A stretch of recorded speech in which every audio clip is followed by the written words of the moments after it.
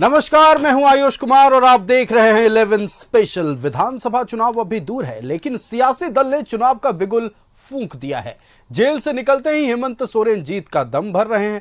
लोकसभा चुनाव में मिली जीत को ऐतिहासिक बता रहे हैं, तो बीजेपी लोकसभा के परफॉर्मेंस को आधार बनाकर आईना दिखा रही है। देखिए रिपोर्ट।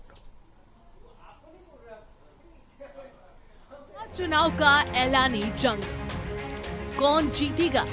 झारखंड का रण। हेमंत सोरेन ने भरा जीत का दम्भ। हेमंत बिस्वा शर्मा ने भरी जीत की हुंकार। किसके दांव में कितना है दम?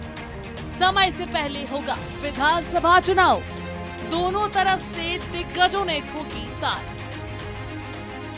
सियासी दलों ने झारखंड में विधानसभा चुनाव का बिगुल बजा दिया है। जेल से निकलने के बाद हेमंत सोरेन हुंकार भर रहे हैं। कार्यकर्ताओं को विधानसभा चुनाव में जुट जाने का आह्वान कर रहे हैं। हेमंत को उम्मीद है कि लोकसभा चुनाव की तरह विधानसभा चुनाव में भी इंडिया गठबंधन बेहतर प्रदर्शन करेगी। आदिवासी और मूलवासी का पूरा समर्थन मिलेगा। भगवान बिरसा मुंडा से आशीर्वाद लेकर कार्यकर्ताओं में जोश भरा। हेमंत सोरेन ने कहा कि समय से विधानसभा चुनाव की तैयारी चल रही है। इंडिया गठबंधन चुनाव के लिए तैयार है। कल चुनाव हुए तो परसों बीजेपी का सुपड़ा साफ हो जाएगा। और अब बहुत जल्द विधानसभाओं के चुनाव भी होंगे और मुझे तो पता चल रहा है कि मुझे जानकारी आ रही है, ये हमारे चुनाव नियमित समय से पहले कराने की तैयारी कर रहे हैं। मैं तो इनको चुनौती देता हूँ, चुनाव का चुनाव वो कल कर दे, परसों उनका सभाया नहीं। हेमंत सोरेन जीत का दम्भ भर रहे हैं, तो बीजेपी आईना दिखा रही है। लोकसभा चुनाव में विधानसभा की 52 सीटों पर बीजेपी आगे रही। लोकसभा चुनाव के परफॉर्मेंस को पार्टी विधानसभा चुनाव में बरकरार रखी तो सत्ता में आने से कोई नहीं रोक सकता। बीजेपी के चुनाव सह प्रभारी हेमंता बिस्वा शर्मा ने लोकसभा में शिकस्त खाए आदिवासी नेताओं से मुलाकात की और उनका हौसला बढ़ाया। आगे की जीत का मंत्र दिया और कहा कि हेमंत सोरेन अहंकार में बोल रहे हैं। लोकसभा चुनाव का रिकॉर्ड देख ले, पता चल जाएगा। सत्ता में तो आ ही रहा है, लेकिन उनको वो जेल में था। लोकसभा चुनाव का रिजल्ट एक बार उनको देखना चाहिए। जनता का रुख कहाँ है उनको देखना चाहिए। बहुत ज्यादा अहंकार होने से पतन भी हो जाते हैं। उनको देखना चाहिए जनता उनको वोट दिया कि बीजेपी को वोट दिया। उनको एक बार समझ लेना चाहिए। कोशिश थोड़ा सा कंप्यूटर वगैरह देखने से ही रिजल्ट मालूम पड़ जाएगा।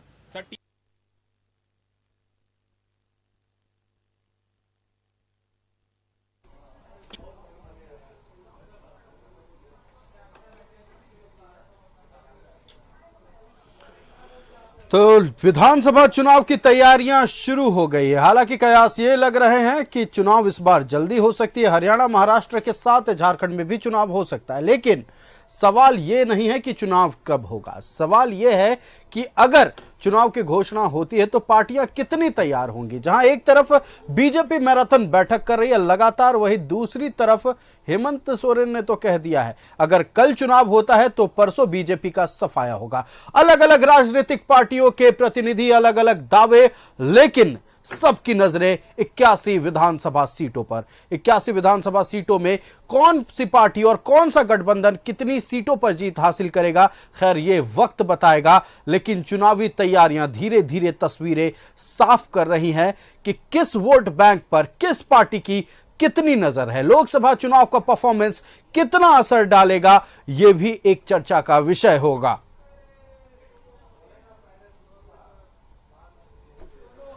तो दोनों तरफ ने ताल ठोकना शुरू कर दिया है। जहां एक तरफ जेएमएम, कांग्रेस और आरजेडी अपने आप को मजबूत बता रही, वहीं दूसरी तरफ आजसू और बीजेपी कमर कसना शुरू करती है।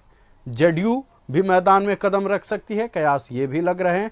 और अब देखना यह है कि जेडीयू के मैदान में उतरने से किसको कितना फर्क पड़ेगा, किसके वोट बैंक पर कितना असर डलेगा और कौन सी पार्टियां इस बार किस जाति को टारगेट करेंगे। खास करके अगर एसटी रिजर्व्ड सीटों की बात कर लें तो बीजेपी अभी से ही एसटी रिजर्व्ड सीटों पर कमर कसती नजर आ रही है। उन सभी सीटों को साधने की कोशिश में लगी हुई है।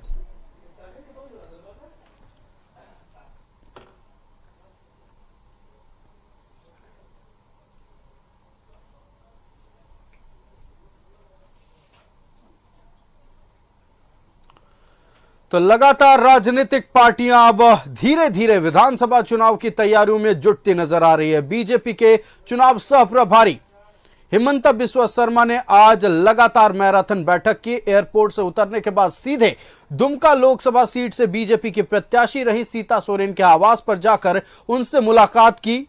हालांकि बाद में हिमंता बिस्वा शर्मा ने कहा कि जीत हार होती रहती है, हां थोड़ा दुख जरूर होता है हार के बाद, लेकिन पारिवारिक बातें हुई हैं। उनके घर परिवार को लेकर बात हुई। दुर्गा सोरेन की मौत को लेकर भी एक मुद्दा उठाया गया हिमंता बिस्वा शर्मा के द्वारा। अब देखना यह है कि अब आने वाले चुनाव में कौन कौन से मुद्दे हावी होंगे, किस वोट बैंक को साधने के लिए कौन सी राजनीतिक पार्टी कौन सा हथकंडा अपनाएगी, यह भी देखने वाली बात होगी।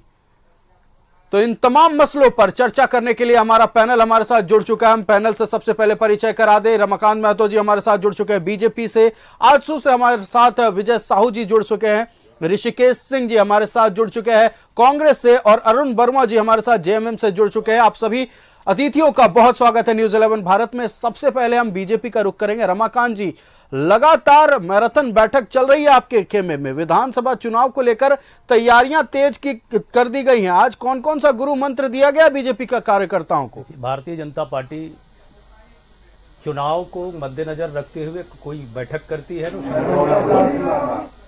इस बात को आपको ध्यान में रखना चाहिए। हम चुनाव को लेकर के हम केंद्र नहीं बनाते, हम संगठन को हमेशा से मजबूती को लेकर के निरंतर हमारा कार्यक्रम चलते रहता है। और उसी के निमित्त माननीय आसाम के जो माननीय मुख्यमंत्री जी हैं हिमंता बिस्वा शर्मा जी, वो आए थे। ये रूटीन है भारतीय जनता पार्टी में, ये सब चलते रहते हैं। भारतीय जनता पार्टी के लिए सत्ता साध्य नहीं है, साधन है। हम राष्ट्र सेवा के लिए और जनता की सेवा के बीच में काम करने का हमारा उद्देश्य रहता है, और उसी उद्देश्य के साथ हम संगठन में काम करते हैं। हम सत्ता को केंद्र बना करके ये स्थिति भारतीय जनता पार्टी कभी न रखी है और न आगे भी रखेगी। ये भारतीय जनता पार्टी का ध्येय और मूल मंत्र है। दूसरी बात, जो बातें हैं मिलना जुलना, जब भारतीय जनता पार्टी एक परिवार है और बाकी पार्टियों की तरह उनका परिवार ही पार्टी है, उसके लिए वो दूसरा चीज़ है।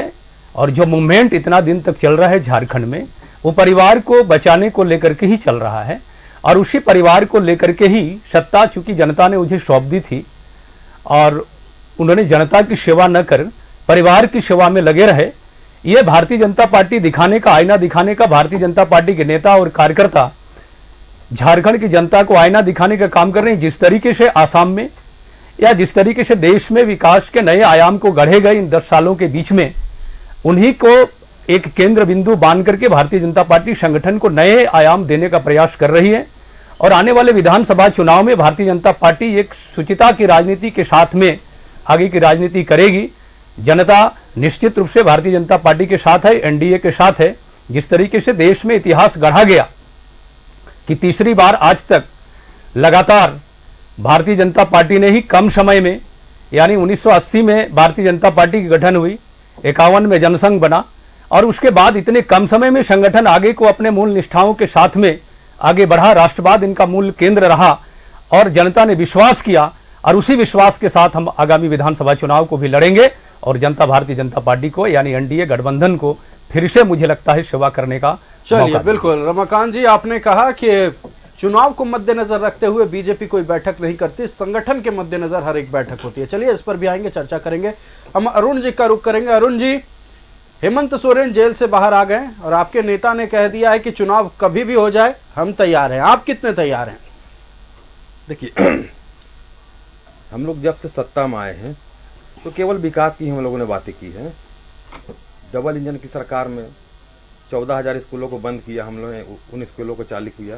80 एक्सीलेंट स्कूल भी बनाए। 400 बनाने का हम लोग का ये था कि 400 स्कूल हम लोग चालू करेंगे, पर बीच में हेमंत जी को इनके प्रक्रिया मामला में फंसा के जेल भेज दिया गया। हम पहले भी हम आते हैं तो बोलते हैं कि देश का इतिहास में कभी नहीं सुने होंगे कि सिविल केस में किसी को फंसा के जेल भेज दिया गया हो। जमीन के मामला में, वो भी वो जमीन जिस जमीन का खरीद बिक्री नहीं हो सकता है, जिस जमीन का मालिकाना है किसी और के पास है, और जिनका मालिक आज तक आरोप नहीं लगाए कि हेमंत जी ने उनका जमीन को कब्जा किया है, फिर भी पकड़े और जेल भेज दिए झूठा केस बना के। आज कोर्ट ने कहा, आप सभी ने देखा कि कोर्ट ने कहा कि शक के आधार पर ये क्या बोलते हैं, किसी तरह से ये लोग जोड़ नहीं पाए जी। किसी भी मामले को हेमंत सोरेन जी के साथ ईडी जोड़ नहीं पाई। अब उसके बाद आप आगे आ जाइए, इसी तरह का ये लोग कृत्य करते रहते हैं। अभी परिवारवाद के बारे में बोल रहे थे बड़े भाई, परिवारवाद के बारे में बोलते हैं, हंसी आती है जी। रामविलास पासवान जी के पुत्र चिराग पासवान इनके गठबंधन में, जीतन राम मांझी इनके गठबंधन में, अनपुरिया पटेल इनके गठबंधन में, जयंत चौधरी इनके गठबंधन में, भानु प्रताप शाही इनके साथ में है। तो अगर परिवारवाद से विरोध है तो परिवारवादी पार्टियों से गठबंधन आप क्यों करते हैं? अपने दल में क्यों परिवारवादी लोगों को रखे हुए हैं? अभी आप जिस माननीय अभी हम लोग के पूर्व विधायक सीता सोरेन जी के बारे में बोल रहे थे, वो भी तो परिवारवाद से आती है। तो इनके साथ अगर वो चली गई तो वो परिवारवाद नहीं है, प्यारवाद है। अभी लोग का सम्राट चौधरी बिहार के प्रदेश अध्यक्ष, वो भी कहीं ना कहीं परिवारवाद के ही उपज है, प्यारवाद के तो निशानी नहीं है। शकुनी चौधरी के पुत्र, तो शकुनी चौधरी जी के पुत्र हैं। तो ये लोग सिर्फ बदनाम करते हैं, हम लोग सिर्फ काम की बात करते हैं। जब झारखंड अलग राज्य बनी तो बाबूलाल जी मुख्यमंत्री बने, सुदेश महतो जी उप मंत्री बने उस मंत्रिमंडल में।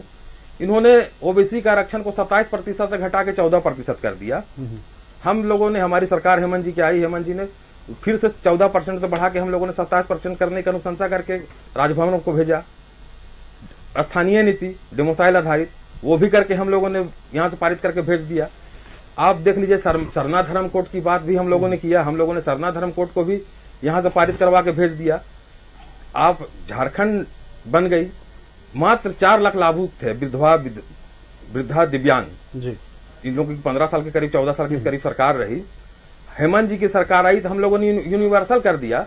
50 साल की कोई भी महिला होगी जी, उन्हें हम लोग वृद्धा पेंशन देंगे, कोई भी महिला हो, किसी भी जाति, किसी भी धर्म, किसी भी समुदाय की हो।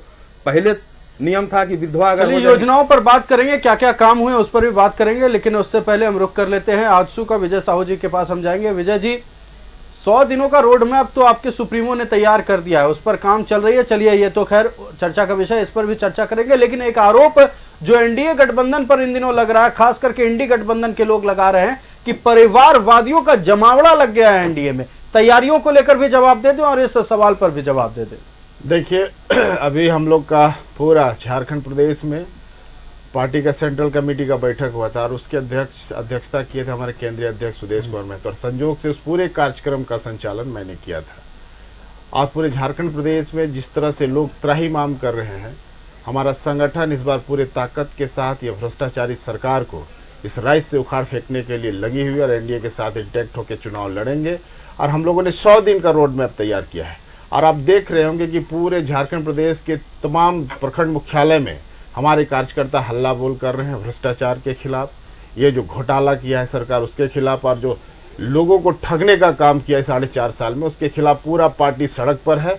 और हमारे आदरणीय अध्यक्ष चूँकि विधायक है दिल्ली से, तो सदन में भी शुरू से बातें उठाते रहे हैं।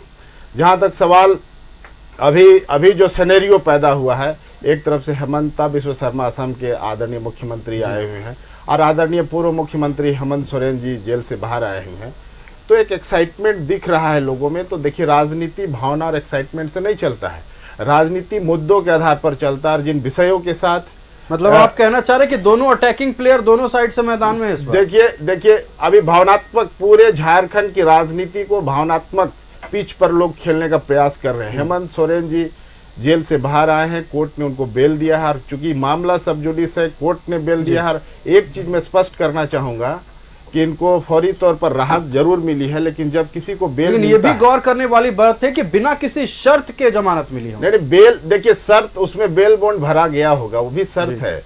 क्योंकि आपको जब कोई बेल कोई कोर्ट देता है ना, तो उनके कस्टडी में, क्योंकि जब तक ट्रायल चलेगा ना, आप उनके कस्टडी में रहेंगे, और जब जब कोर्ट को लगेगा कि हाजिरी देने आना है तो आना है। क्योंकि बहरहाल क्या होगा, वो कन्विक्टेड होंगे नहीं होंगे, वो तो खैर वो फ्यूचर का बात है। वर्तमान में जो राजनीति की दिशा को ये लोग बदलने का काम कर रहा है, और चूंकि जो मुद्दे थे उन मुद्दों के साथ, चूंकि देखिए ये चूंकि राजनीति है, राजनीति में लोगों के लिए हम लोग राजनीति करते हैं, तो कुछ विषयों पर एक लाइन में मैं प्रकाश डालना चाहूंगा कि अब वो आवास योजना 2,25,000 का, इसमें फर्स्ट किस्त जारी किया सरकार ने और दूसरा किस्त जारी कर रही है। तो कहाँ मामला अटक रहा है सो समझिए।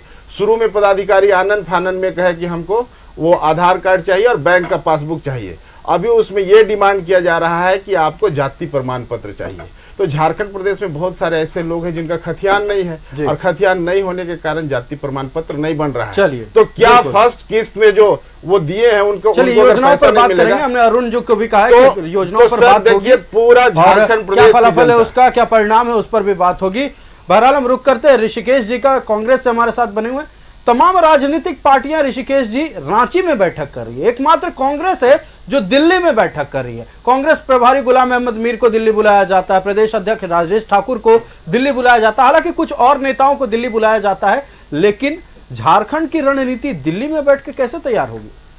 आयुष जी, आपका जो सवाल है मैं बता दूं कि लोकसभा चुनाव का जब रिजल्ट आया जी, उसके बाद हम लोग की पार्टी ने समीक्षा बैठक रखी जी बिल्कुल। 12 जून को रांची में समीक्षा बैठक थी, आपके भी पत्रकार गए थे, और दिल्ली में उसके बाद 24 जून को समीक्षा बैठक रखी गई थी झारखंड चुनाव को लेकर के कांग्रेस पार्टी का, जिसमें कांग्रेस पार्टी के सारे सीनियर नेता झारखंड के श्री आदरणीय मल्लिकार्जुन खड़गे जी और राहुल गांधी जी के नेतृत्व में बैठक हुआ। तो ये कहना कि दिल्ली में सिर्फ बैठक हो रहा है, ऐसा नहीं है, क्योंकि मेरा केंद्रीय कार्यालय दिल्ली है, तो वहाँ भी बैठक होती है और रांची में भी बैठक हुई, और हम लोग समीक्षा किए कि लोकसभा चुनाव में हम लोग को वोट अच्छा मिला, सीट भी बढ़ा, लेकिन इसके बावजूद क्या कमी रह गई, उसके लिए हम लोग समीक्षा किए। एक कमेटी भी बनी, वह कमेटी भी अपना समीक्षा कर रहा है, हर लोकसभा में जा करके, गोड्डा में हो गया, हजारीबाग में हो गया, आप रांची में हो गया, और भी जो हमारी सीटें थीं 7, उसमें समीक्षा होगी, एक रिपोर्ट बनेगी, और चुनाव में हमको और क्या सुधार करना है उसके लिए सारा खाका तैयार हो रहा है।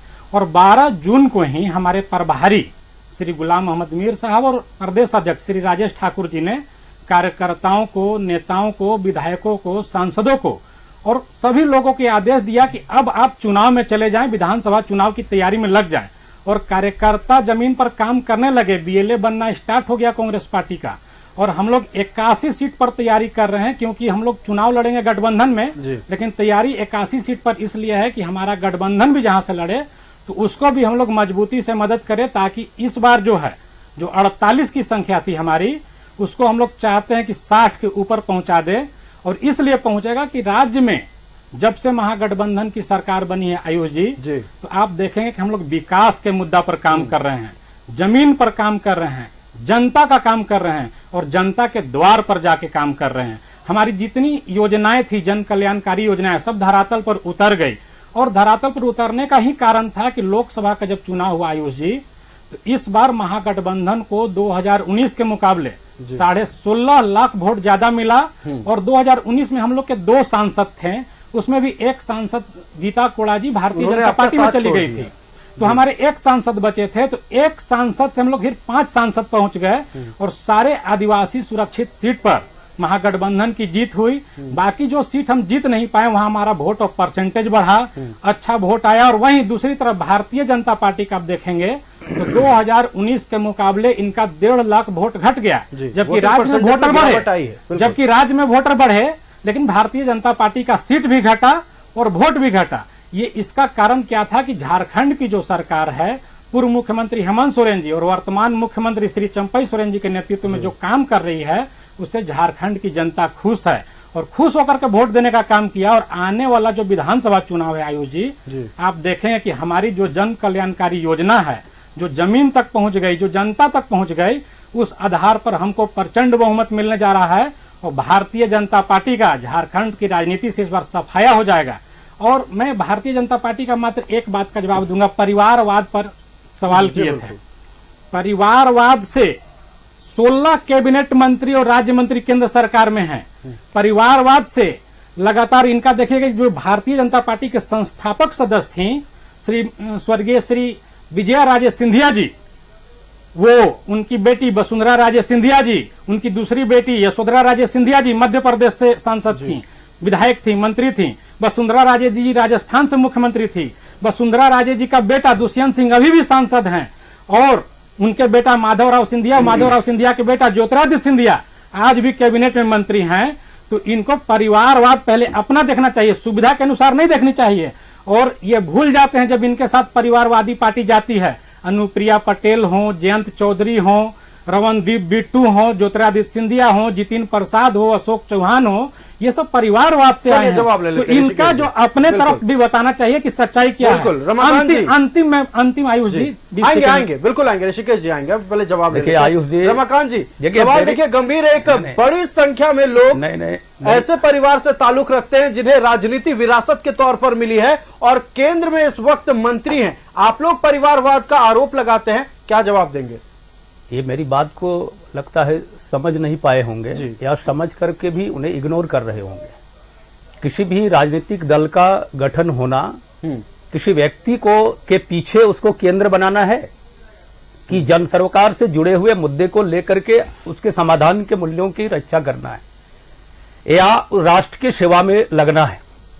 मैं ये बात कह रहा हूं कि भारतीय जनता पार्टी और ये जो कांग्रेस पार्टी और झारखंड मुक्ति मोर्चा और आरजेडी या समाजवादी पार्टी, ये पार्टियां केवल व्यक्ति विशेष की राजनीति करती है। ये बात मैं कहना चाह रहा था। क्या भारतीय जनता पार्टी के साथ जुड़े कोई भी क्षेत्रीय पार्टी, जिन पार्टियों का ये नाम ले रहे हैं, कोई व्यक्ति विशेष को लेकर के, उनको बचाने को लेकर, जो भ्रष्टाचार के आरोपी हैं उन्हें बचाने को लेकर के कोई आंदोलन करते हैं क्या? साल भर के लिए, 5 सालों के लिए कांग्रेस पार्टी क्या उस गांधी परिवार से बाहर हट पाई है क्या? झारखंड मुक्ति मोर्चा ये गुरुजी के परिवार से बाहर क्या हट पाई है क्या? और आरजेडी कभी वो लालू प्रसाद के परिवार से बाहर क्या उसको केंद्र बनाती है? इनका राष्ट्र का विकास केंद्र क्यों नहीं होता? जनता के विकास का केंद्र क्यों नहीं बनाते? ये बात मैं कहना चाह रहा हूं।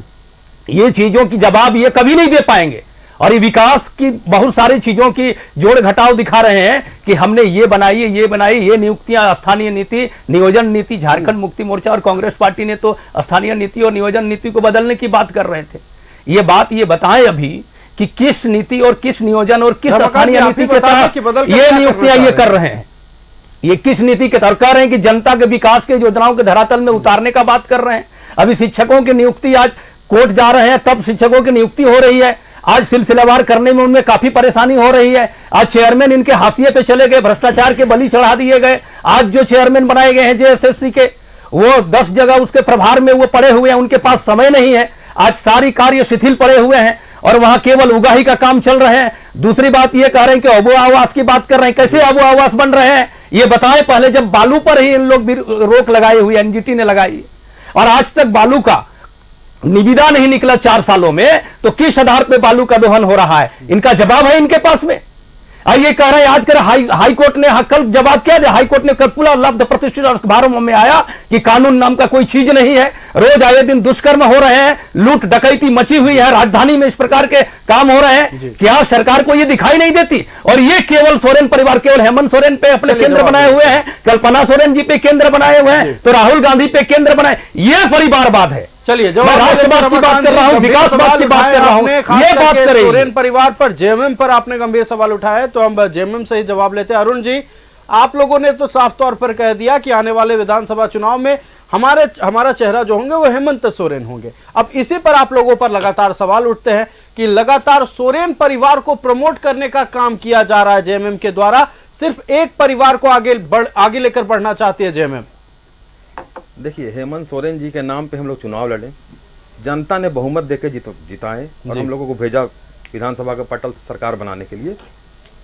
अपना घर से वोट निकाल के हम लोग थोड़ी ना खुद दिए और खुद से बैठ गए। रमाकांत जी अभी बोल रहे हैं चिराग पासवान के बारे में नहीं बोलेंगे, पशुपति पारस के बारे में नहीं बोलेंगे, ये लोग जीतन राम मांझी के बारे में नहीं बोलेंगे, उनके बेटा के बारे में नहीं बोलेंगे। ये सुविधा के अनुसार बोलते हैं। ये शकुनी चौधरी के बारे में भी नहीं बोलेंगे। वो परिवारवाद नहीं दिखता, प्यारवाद। इन लोग के साथ चले गए तो प्यारवाद है। भ्रष्टाचार के बारे में बोलते हैं। क्या बात करते हैं भ्रष्टाचार के बारे में आप? संजय सेठ जी के ऊपर में आप रेड किए, आपका ईडी रेड किया, उत्तर प्रदेश के थे जी, बीजेपी ज्वाइन कर लिया फिर उन्होंने रेड होने के बाद। उसके बाद आप देख लीजिए अशोक चौहान जी, जिसको मोदी जी कहते थे खुद कि इन्होंने शहीद सैनिक का विधवा को भी जमीन को हड़प लिया, वो अशोक चौहान को भी आप ले लेते हैं।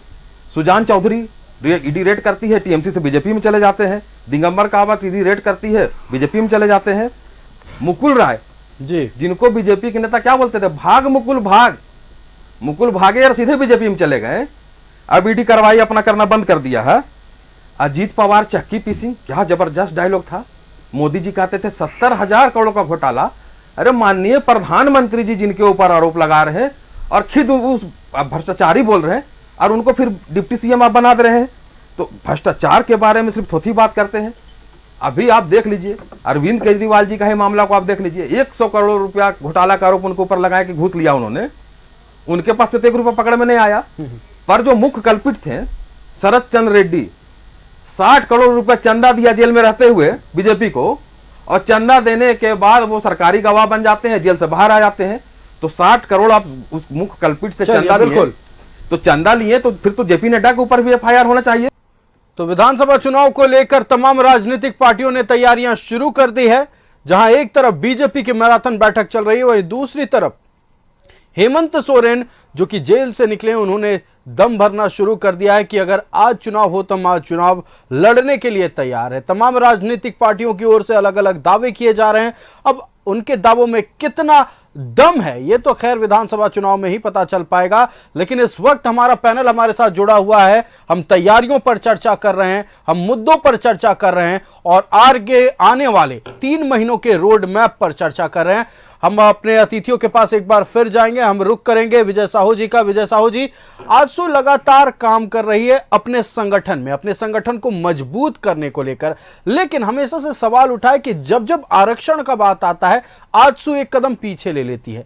आप एक जाति विशेष को लेकर हमेशा बात करते रहे हैं और कहीं ना कहीं एक आधार भी रहा है आपका, लेकिन आपका आरक्षण पर क्या कदम है? आप क्या रखना चाहते हैं, क्या स्टैंड है आपका? सबसे पहले तो आपकी इस बात का मैं ऑब्जेक्शन करूंगा जी कि आजसू पार्टी कभी भी एक जात, एक संप्रदाय, एक धर्म की बात नहीं करती है।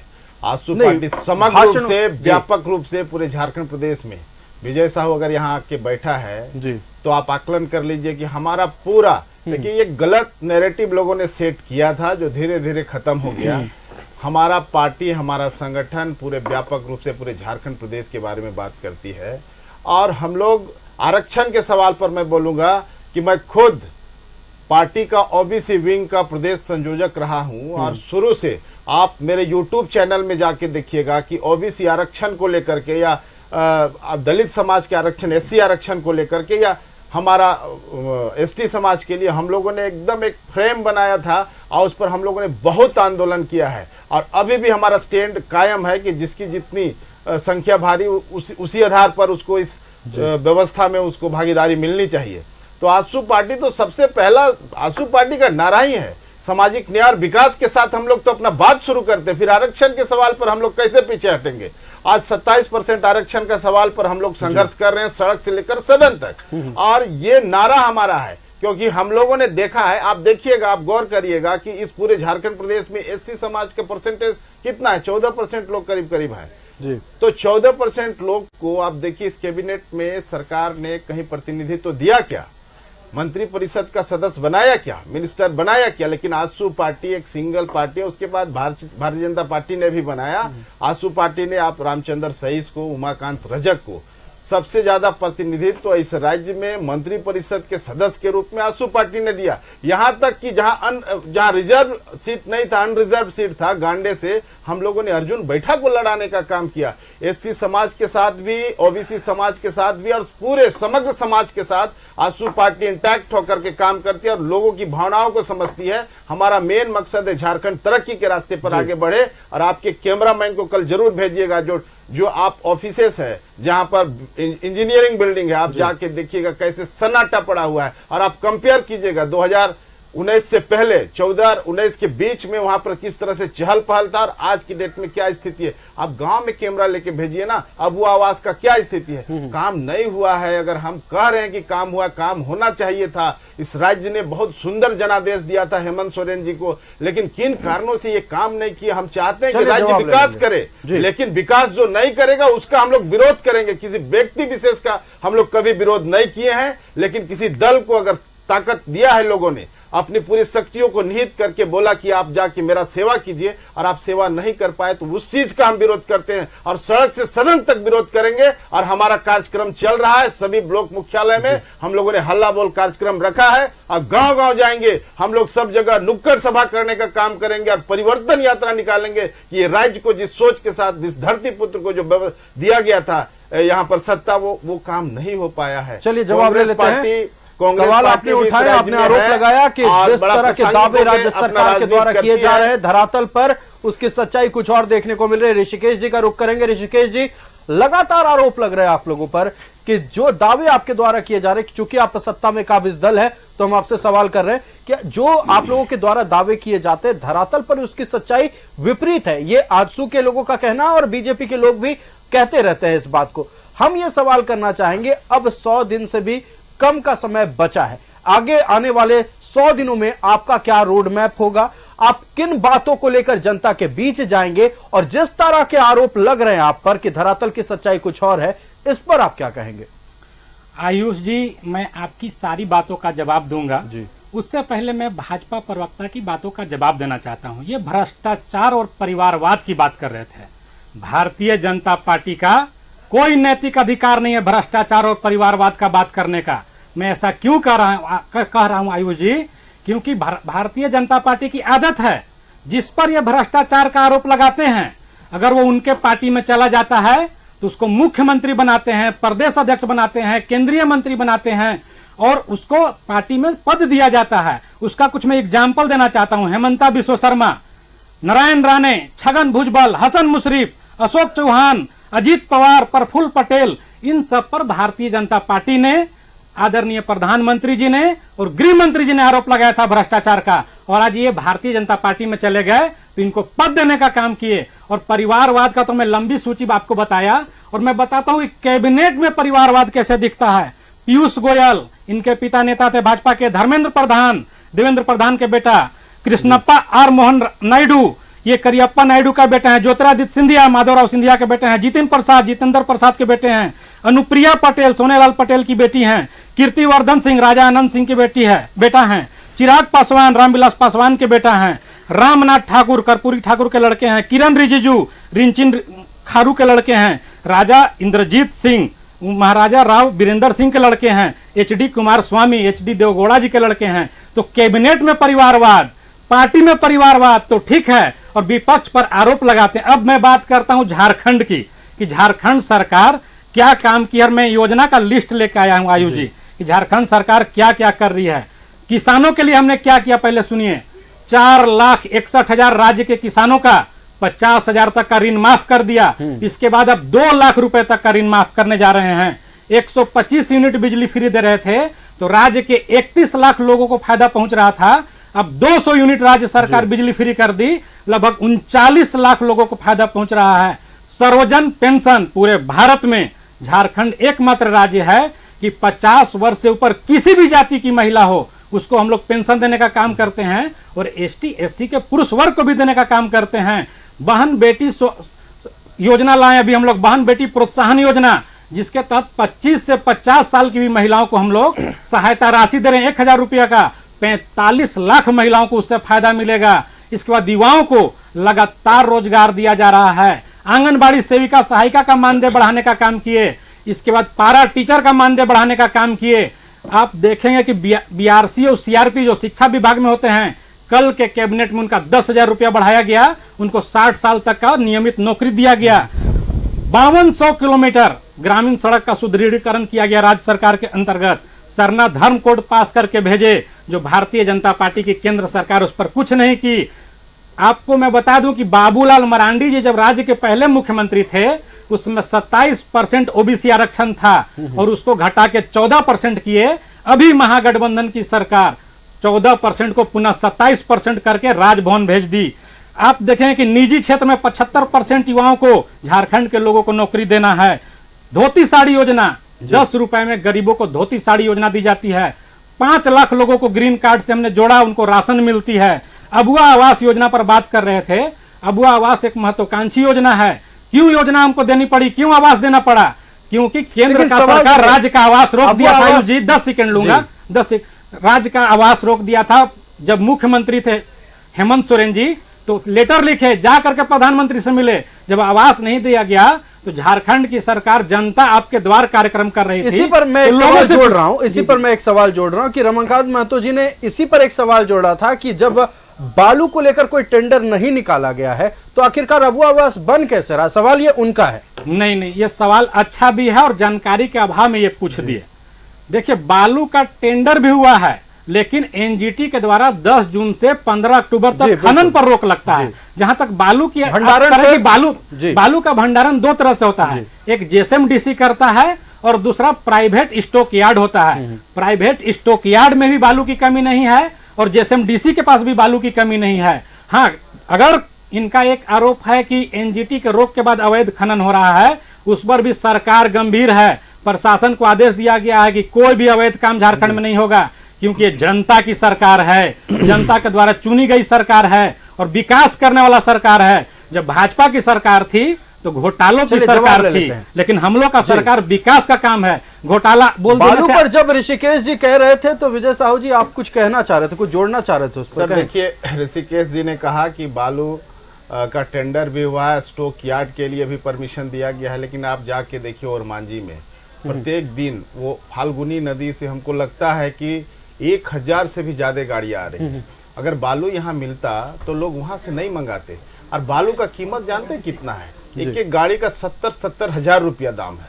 अगर बालू का स्टॉक यार्ड यहाँ होता, यहाँ पर टेंडर हुआ होता, ठीक है एनजीटी लगता है क्योंकि वो तो नेशनल ट्रिब्यूनल है, वो लगता है, उस समय रोक लग जाती है क्योंकि उस समय उत्खनन कर मैंने वहां से बालू उठाएंगे सुरक्षित नहीं तो मिट्टी बहाव होगा, उसका वो अपरदन होता है, वो तो सब जानते हैं। बिहार में भी वो होता है, लेकिन बिहार से जो इतना बालू आ रहा है पहले तो कभी नहीं आता था। ये प्रैक्टिकल चीज अपने आंखों से देखने का चीज है। अब हम बात कर लेंगे कि ये कर रहे हैं वो कर रहे हैं, लेकिन जो दिख रहा है ग्राउंड में वो दिखता है ना। अभी बिजली का बात कर रहे थे तो बिजली TRW का स्थिति देखिए क्या है। ट्रांसफार्मर नहीं है कहीं पर। ट्रांसफार्मर इन्होंने 4.5 साल में कहीं से ट्रांसफार्मर झारखंड सरकार ने परचेज नहीं किया। अभी हम लोग पैरवी करते हैं ना, ग्राउंड में रहते हैं, ग्राउंड में रहते हैं तो लोग का ट्रांसफार्मर उड़ता है। पहले 24 घंटा में ट्रांसफार्मर आता था, अभी जाइए ट्रांसफार्मर लेके वो रिपेयर होके 1 सप्ताह 15 दिन महीना भर, और जिसका पैरवी रहा तो उसको थोड़ा जल्दी मिल जाता है। तो ये स्थिति है। और जहां तक सवाल अबू आवास का है तो अबू आवास आप जाके देखिए कितना आपका टाइम फ्रेम क्या, आप 5 जियोटेक करेंगे, मैंने 5 किस्तों में पेमेंट करेंगे तो सरकार का टेन्योर खत्म होने के बाद क्या अबू आवास बनेगा? फिर आप चुनाव में किस चीज का गिनती करवाएंगे? अभी पहला किस्त जारी देखिए, लेकिन विजय जी पहला किसी योजना को लाया जाता है तो ये देखकर तो नहीं लाया जाता है कि पहला किस्त जारी कम समय है। अभी आप देखिए आदरणीय हमारे जो मुख्यमंत्री साहब हैं, योजनाओं का अंबार लगा। आखिर ये 4.5 साल बाद क्यों? इनको लग रहा है कि ये लॉलीपॉप देने के बाद हम चुनाव जीत जाएंगे, उसके बाद कौन देखता है?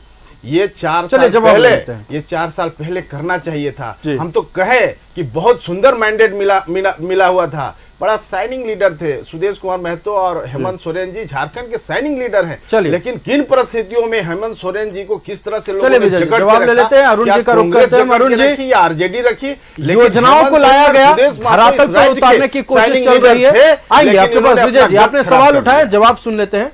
अरुण जी, योजनाएं लाए गए, धरातल पर उतारे भी जा रहे हैं, लेकिन आरोप यह है कि चुनाव के मद्देनजर योजनाओं को लाया गया है। और आजसू लगातार और बीजेपी के लोग भी ये आरोप लगाते हैं कि जनता के हित के लिए नहीं, अपनी पार्टी अपने सत्ता के हित के लिए जेएमएम और मौजूदा गठबंधन सरकार काम कर रही है।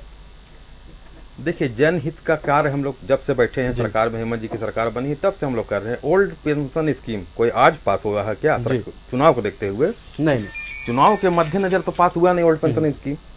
ओल्ड पेंशन स्कीम खुद तो बीजेपी के लोग लेंगे जीवन भर पेंशन, पर सरकारी कर्मचारी को देंगे नहीं। तो ओल्ड पेंशन स्कीम हम लोगों ने लागू किया। आप रांची को ही देख लीजिए, डबल इंजन की सरकार में ब्रिज, अभी देख लीजिए ब्रिज का जाल बिछ रहा है। एक पाया भी अगर कहीं पे गड़ा था तो बता दीजिए। दुमका में सेल्फी ब्रिज बना। तो हम लोग अनगिनत कार्य लोगों की सेवा सुरक्षा के लिए हम लोग कर रहे हैं, कार्य नहीं कर रहे हैं। ऐसा ये लोग माहौल बनाते हैं। अभी बोल रहे थे, फिर से बोलने लगे आरक्षण के बारे में। अरे भैया, जब बाबूलाल मरांडी जी मुख्यमंत्री बने 2000 में और सुदेश महतो जी मंत्री थे, तब आपने ओबीसी का आरक्षण को घटा के 27 से 14 कर दिया। अब बोलते हैं कि हम लोग सड़क में आंदोलन कर रहे हैं। क्यों आंदोलन कर रहे हैं? आप बीजेपी के साथ जाइए और जो आप गलती किए हैं उसका सुधार कीजिए। आप माननीय गवर्नर से मिलके, गवर्नर साहब से आप मुलाकात करके आप रिक्वेस्ट कीजिए कि इस आरक्षण को जो विधानसभा पटल से पास करके पारित करके भेज दिया गया, इन्हें बढ़ाने की कृपा करें। आपको तो आज तक रिक्वेस्ट करते नहीं कि देखें यहाँ पे राजनीति बैठ के करते हैं। खुद कम भी कर दिए, 85 लागू कर दिए स्थानीय नीति। अब स्थानीय नीति की बात करते हैं, 32 लागू करने की बात करते हैं। 85 लागू इन्होंने करवा दिया सुदेश महतो जी सरकार में, 85 लागू हो गई, रघुवर दास जी कर गए। तो आप भैया, वो भी बिल हम लोगों ने विधानसभा के पटल से पास करके भेजा कि 32 लागू कर 9वीं अनुसूची में डालने के लिए। वो भी जाएं गवर्नर साहब के पास, और अपनी जो भूल है उन्हें सुधारने का प्रयास करें, जाएं और बोलें कि इस बिल को कृपया कर राज्यपाल महोदय जी पास कर दीजिए। झारखंड की वास्तु स्थिति को देख के 9वीं अनुसूची में डालने का हम लोग आग्रह किए, कर दे। सरना धर्म कोड बिल से लेकर बहुत सारा मामला है। चलिए अब झारखंड का सुन लीजिए, 1,36,000 करोड़ रुपया जीएसटी और खनिज का रॉयल्टी का पैसा बकाया है। अगर वो पैसा मिल जाए तो पल में झारखंड की गरीबी दूर हो जाए। पर खनिज की जीएसटी की रॉयल्टी की जब बात आती है, ये सवाल हमेशा राज्य सरकार के लोगों के द्वारा उठाए गए हैं कि जो बकाया राशि है केंद्र सरकार हमें दे नहीं रही है, उसका भुगतान नहीं कर रही है। तो आने वाले विधानसभा चुनाव को लेकर राजनीतिक पार्टियों ने कमर कसना शुरू कर दिया है। जहां एक तरफ अपने रिपोर्ट कार्ड को लेकर मौजूदा राज्य सरकार आगे बढ़ना चाहती, योजनाओं पर बात करके आगे बढ़ना चाहती, वहीं दूसरी तरफ अगर बीजेपी की बात कर लें तो लगातार जिन सीटों पर लोकसभा चुनाव में हार मिली थी उस पर मंथन शुरू हो चुका है। हिमंता बिस्वा शर्मा ने आज मैराथन बैठक की और इन तमाम बिंदुओं पर हम लगातार चर्चा कर रहे हैं। हम एक बार फिर अपने पैनल के पास जाना चाहेंगे। रमाकांत महतो जी हमारे साथ बीजेपी से बने हुए हैं, उनका रुख करेंगे। रमाकांत जी, लगातार एसटी रिजर्व्ड सीटों पर चर्चाओं का बाजार गर्म है। हिमंता बिस्वा शर्मा भी उस पर फोकस कर रहे हैं और आज हमने देखा कि एयरपोर्ट से उतरने के बाद सीधे बैठक करने चले गए। लेकिन सवाल जब जब सरना धर्म कोड पर आता है तो लोग कहते हैं कि बीजेपी एक कदम पीछे खींच लेती है। खास करके विपक्ष ये आरोप लगाते रहती है कि आदिवासियों के हित के लिए बीजेपी कभी नहीं सोचती है। देखिए, आरोप तो लगाते हैं ये जी, लेकिन कोई ऐसा समस्या हो जिसका ठोस समाधान को लेकर के कांग्रेस पार्टी 6 दशक तक केंद्र में रही, समाधान करने की उनकी इच्छा कभी प्रबल ना हुई। वही हाल राज्य की सरकार की भी है, झारखंड मुक्ति मोर्चा की भी। जिस सरना कोड को लेकर के ये लोग कहते हैं, छत्तीसगढ़ में सरकार थी, आदिवासी बेल्ट है वो, क्या वहां से पारित करके भेजा इन लोगों ने? इससे पहले भी भारत में पूरे देश भर में नहीं, बीजेपी का क्या स्टैंड है? स्टैंड है कि कोई कोड आदिवासी के लिए, समाज के लिए कोई कोड जारी होना चाहिए, लेकिन देश भर के सभी आदिवासियों के साथ में सभी राज्यों के समग्र विषय, ये बड़ा विषय है। और राजनीतिक रोटी सेकना कांग्रेस पार्टी का और झारखंड मुक्ति मोर्चा का इन लोगों की फितरत रही है। और जी आरोप को लोग बता रहे थे ऋषिकेश जी, और मैं जिस परिवारवाद की जो मैंने कहा था कि भारतीय जनता पार्टी या भारतीय जनता पार्टी से अलायंस से जुड़े हुए कोई भी ऑर्गेनाइजेशन अपने झंडा बैनर का काम किसी व्यक्ति भ्रष्टाचार पे आरोपी को बचाने के लिए सड़क पे नहीं उतरते हैं। ये बात मैं कह रहा हूं कि परिवारवाद की बात, ये पराकाष्ठा की बात है। ये भ्रष्टाचार की बातें थी, चाहे माननीय शिबू सोरेन जी हो। और ये लोग कहते हैं कि आरोप लग गए, क्या हो गया भाई? माननीय शिबू सोरेन भी बेऊर में शोभा बढ़ाए, है ना, तिहाड़ में गए, भ्रष्टाचार के आरोप में गए, बरी हो गए बोलते हैं, तो मानहानि का क्यों केस नहीं करते? ये सांसद कांड के लिए, घूसखोर का कांड का लेकर के यही सारी चीजें होती हैं। ये स्थिति कांग्रेस पार्टी को यही झारखंड मुक्ति मोर्चा आरोप हिमंता बिस्वा शर्मा पर भी लगते हैं, जी आरोप लगते हैं, प्रफुल्ल पटेल पर भी बिल्कुल लगते हैं जी, बिल्कुल लगते हैं, और उस पर जांच चल ही रही है। तो क्या उसमें भारतीय जनता पार्टी जिम्मेदार है क्या? बात और जोड़ देता हूँ, ये भारतीय जनता पार्टी जिम्मेदार है क्या? दूसरी बात और जोड़ दूंगा। दूसरी बात मैं कह रहा हूं, ये बात आयुष जी मैं कह रहा हूं कि कोई भी राजनीतिक दल या भारतीय जनता पार्टी एनडीए से जुड़े राजनीतिक दल कभी भी किसी भ्रष्टाचार के आरोपी को केंद्र बना करके, व्यक्ति को केंद्र बना करके ये राजनीति नहीं करती है ये पार्टियां। ये बात मैं कह रहा हूं। और ये पिछड़े वर्ग की बात करते हैं, ये 6 दशक में पिछड़ा वर्ग आयोग को संवैधानिक दर्जा कांग्रेस पार्टी ने नहीं दिया। भारतीय जनता पार्टी ने 10 साल के कार्यकाल में कई सारे ठोस निर्णय लिए। कश्मीर जैसे मुद्दे, 370 जैसे मुद्दे का समाधान हुआ। भारतीय राष्ट्रवाद के, सांस्कृतिक राष्ट्रवाद के प्रतिबिंब भगवान श्री राम का मंदिर का निर्माण हुआ। समग्र भारत के विकास के इतने सारे सड़कें बन रही है, रेलवे का समग्र विकास हुआ। ये सारी चीजें बात कर रहे हैं। और ये जो बालू की बात उठा रहे हैं, आए दिन सभी अखबारों में, न्यूज चैनलों में ये आए दिखाई देते कि अवैध बालू के लदे ट्रक ने सीओ को रौंदने का काम किया। तो यहां पे इस प्रकार की घटना घटी, कई सारी हत्याएं हो रही है। ये लॉ एंड ऑर्डर पे ये जवाब नहीं देंगे। राजधानी में घटना, कल जो स्वर्ण समाज के बीच में आज जो घटनाएं घटी हैं, आज वो लोग अपने प्रतिष्ठान को बंद रखने का काम किया। आखिर क्यों किया, इस पर सरकार कभी चिंतन करती है? केवल एक परिवार को लेकर बात समय की कमी है, केवल परिवार बात, इसी परिवार की बात की लगता है। और ये कह रहे हैं कि ये 1985 की बात करते हैं। झारखंड मुक्ति मोर्चा में दम है, यही हेमंत सोरेन की सरकार, माननीय अर्जुन मुंडा की सरकार को जवाब यही हेमंत सोरेन की सरकार, माननीय लोकप्रिय सरकार मुंडा जी की सरकार से समर्थन वापस लिया था। सवाल उठे आप पर किए थे आज, और सवाल ये उठा कि क्राइम कंट्रोल में नाकाम साबित है मौजूदा राज्य सरकार। रमाकांत जी लौटेंगे आपके पास, आपने सवाल कर दिया, जवाब भी सुन लीजिए। जवाब नहीं सुनिएगा सवाल का कोई फायदा नहीं है। ऋषिकेश जी के पास जाते हैं। ऋषिकेश जी, आरोप लगते रहे कि क्राइम को कंट्रोल करने में मौजूदा राज्य सरकार नाकाम साबित हुई है और ये आरोप लगते रहे। इसको लेकर अगर हम बात कर ले तो शुक्रवार को जो बिरसा चौक स्थित डीपी ज्वेलर्स में जो वारदात को अंजाम दिया गया, इसको लेकर भी तमाम प्रदर्शन हुए। आज तमाम जेवर दुकान के दुकानदारों ने अपने दुकान को, प्रतिष्ठान को बंद रखा। क्राइम कंट्रोल को लेकर आखिरकार सरकार धीमी साबित क्यों हो रही है? आयुष जी, धीमी साबित नहीं है, क्राइम हुआ है, दुखद है, सरकार गंभीर है और जो भी दोषी होंगे जल्द से जल्द सरकार उनको पकड़ करके कानूनी कार्रवाई करेगी। अब मैं कुछ सिलसिलेवार जवाब देना चाहता हूं। बालू का अवैध खनन, बिल्कुल बालू का अवैध खनन का जानकारी सरकार को भी है, प्रशासन को भी है। सिल्ली से जो बालू उठ रहा है, जो अवैध ट्रक उठ रहे हैं, उस पर भी जल्द से जल्द कार्रवाई होगी और जो भी संलिप्त होंगे सिल्ली के जितने बालू घाट है उसमें, उन पर कार्रवाई होगी। और बोल रहे थे भाजपा प्रवक्ता कि शिबू सोरेन जी बेउर जेल गए, हेमंत सोरेन जी बिरसा मुंडा जेल गए। अरे अमित शाह जी भी जेल गए थे और तड़ीपार रहे थे। तड़ीपार हिंदुस्तान का आज गृह मंत्री बन गया, तो ये क्या बात करेंगे? धारा 370 की बात कर रहे थे। कश्मीर में 3 सीट है आयुष जी। भारतीय जनता पार्टी वहां चुनाव भी नहीं लड़ी, जानती थी कि हार जाएंगे। अगर लड़ते तो खदेड़े जाते।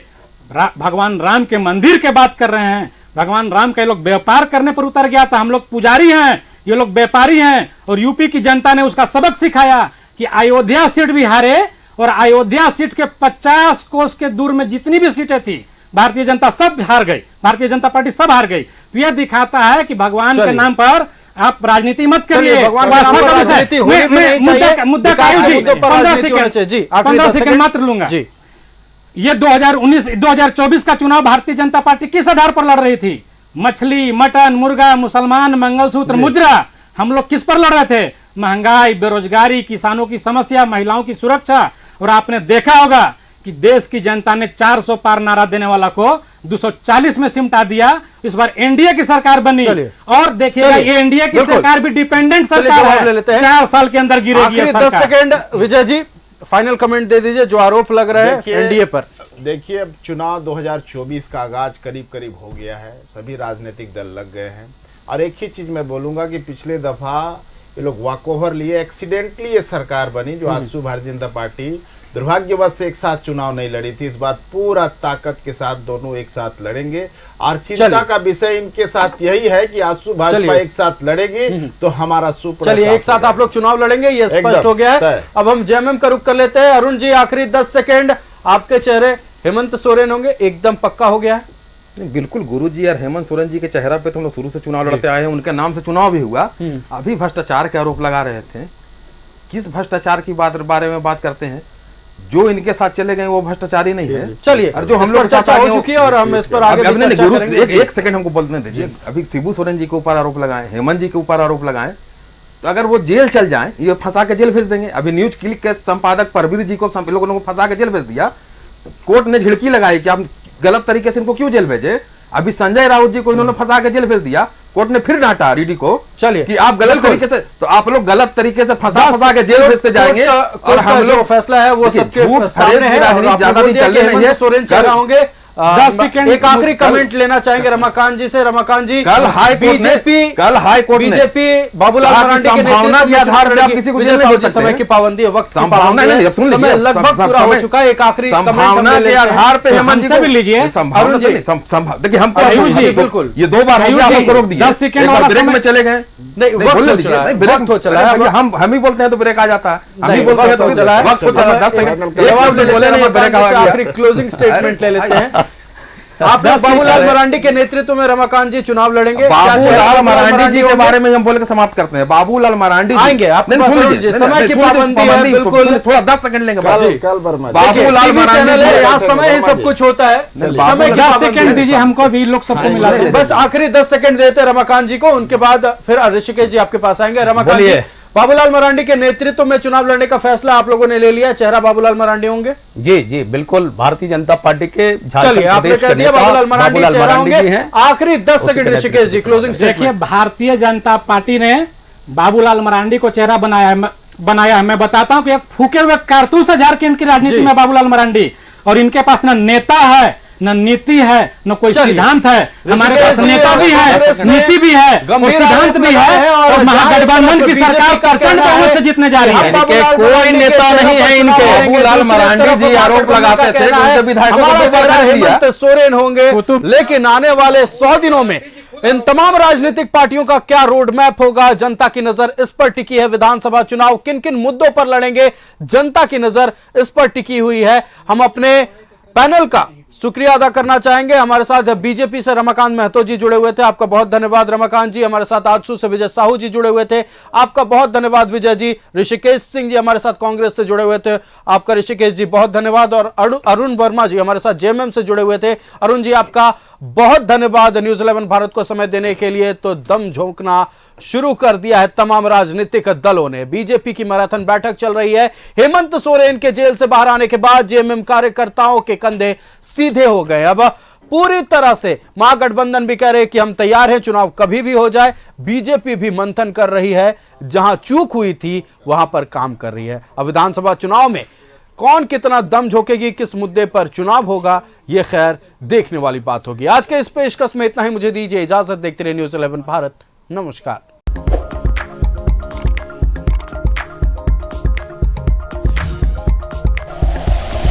Like and share videos, subscribe करें हमारा चैनल और प्रेस करें बेल आइकॉन। न्यूज़ 11 भारत, सच है तो दिखेगा।